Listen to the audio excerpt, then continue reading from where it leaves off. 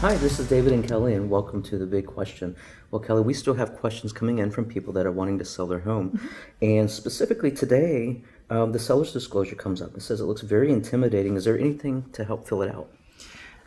The seller's disclosure can look intimidating, let's just put it out there. And it's a lot of questions, and you have to be super upfront with everything you know about the house. But it's also the reason why it's so important is it's the document that stays alive after closing. So if there's any problems down the line, it usually comes back to, did the seller disclose something negative about the house? There is a system we have in place to help you go line upon line. It's an application that you pull up online, and it helps you, explains each section.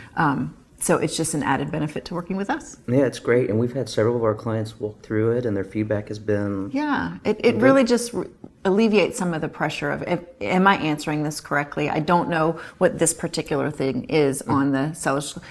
Those types of things. It just kind of helps. Yeah. Helps explain. Perfect. That's great information. Well, if you have another topic for our video series, feel free to leave us a message down below. We love to read your comments. Well, thank you for joining us today, and stay tuned for the next big question. See ya.